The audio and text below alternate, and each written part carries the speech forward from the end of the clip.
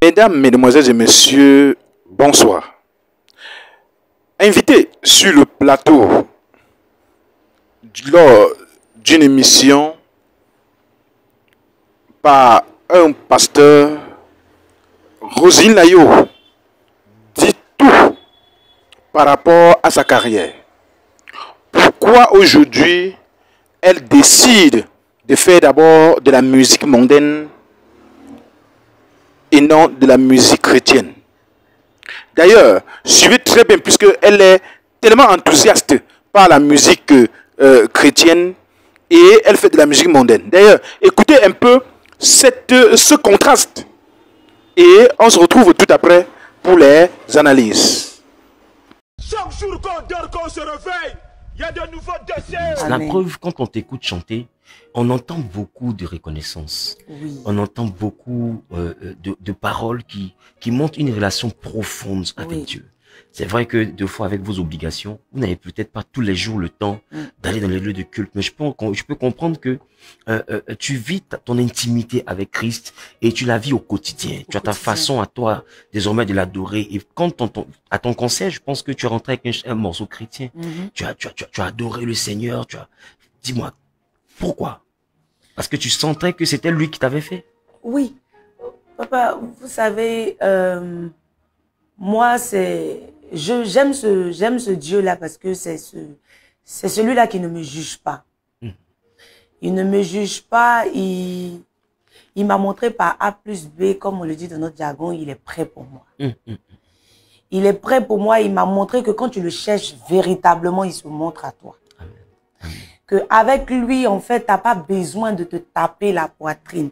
C'est-à-dire, il peut te prendre de la poussière et il t'établit reine ou princesse ou une élue. Et c'est pourquoi, en fait, moi, je ne me lasserai jamais de parler de lui. C'est pour ça que mon fond intérieur, je ressens. J'ai pas véritablement, par moment, envie d'en parler parce que je veux pas, en fait, que ça soit une polémique. C'est ça. Je veux attendre. Quand l'heure sera l'heure, je vais pouvoir le dire. Mais par moment, c'est des choses que tu ne peux pas cacher parce que le monde entier, des personnes vraiment qui sont, je sais pas comment si je dois dire spirituelles, quand ils te voient, ils savent. Moi, j'ai cette conviction-là depuis, on va dire, après Star Karaoke, quand j'ai commencé à faire des scènes avec mon ancien groupe Bella Mondo 100% féminin, j'ai commencé à sentir ce truc-là que je serai une adoratrice de l'Éternel. Et ça a commencé à se sentir en moi quand je monte sur une scène pour ma première chanson que je dois chanter. J'ai pas envie de chanter une autre chanson. J'ai envie de chanter une chanson chrétienne. Et c'est bizarre. Quand même que je suis dans le monde, je suis une artiste du monde, on va dire ça comme ça. Mais je ne connais aucun artiste dans le monde qui, on va dire aujourd'hui, mais c'est lui, c'est celui-là que tu apprends ou bien c'est à lui que tu veux ressembler.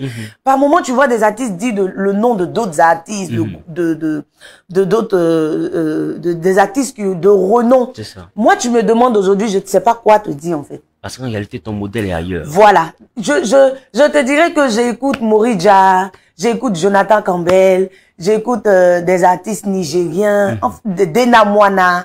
Je te dirais que c'est ceux-là que j'écoute, mais ça va te sembler bizarre. Mais en réalité, c'est ça. C'est parce qu'en réalité, il y a une différence entre le Roselyne Layo qu'on voit et puis qui tu es. Et puis, quand je me mets en fait à écouter les chansons chrétiennes, ça me met dans une autre dimension que moi-même, je ne peux pas expliquer. C'est pourquoi je n'arrive vraiment pas à m'accrocher à la musique mondaine, en fait. Je suis beaucoup accrochée à la musique chrétienne. Et je veux dire que ma vie est différente de beaucoup de personnes. Moi, je ressens. J'ai même pas besoin que quelqu'un me dise que toi, tu vas servir le Seigneur ou tu vas chanter pour Dieu. Je le ressens. Mais il m'a confirmé par A plus B que ce que je suis en train de faire aujourd'hui, c'est lui qui l'a permis. C'est pourquoi il me bénit. Amen.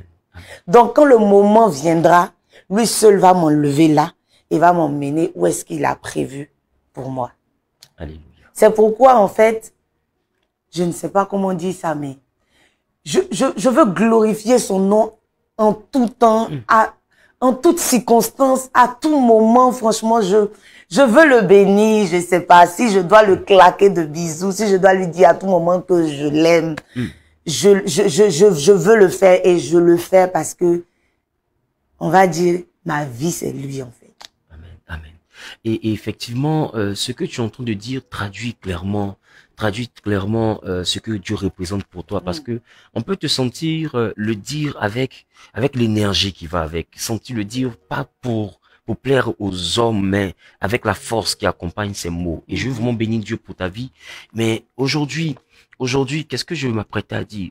J'ai l'impression que par ta vie, tu es en train d'essayer de donner un message. Parce que au-delà de la chanson, quand je te regarde fonctionner, de par mon œil de pasteur, de prophète, je peux sentir quelqu'un qui est en train de véhiculer un message. Aujourd'hui, ça se clarifie de mon esprit, parce que tu arrives dans un milieu, tu es quitté dans peut-être l'anonymat avec ton fiancé.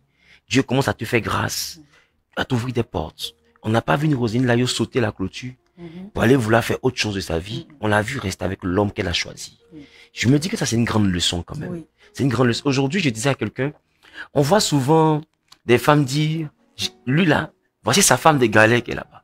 Mais on voit jamais l'homme de galère d'une femme. C'est rare aujourd'hui. Parce que majoritairement, quand les hommes ne montent pas vite par rapport à la femme se retrouve deux fois à partir vers d'autres portes. Mais on a vu une Roselyne Layo qui a valorisé son mari. Au point d'accepter de l'épouser. Moi, je suis père de beaucoup dans ce milieu et je peux comprendre un peu leurs difficultés. Mais quand je vois une Roselyne Layo mettre en avant et afficher clairement, sans honte ni tabou, que c'est lui-là que j'ai choisi, je pense que c'est un message fort. Comme ça. Papa, si tu me le permets, je veux répondre. En fait, quand je croisais mon mari,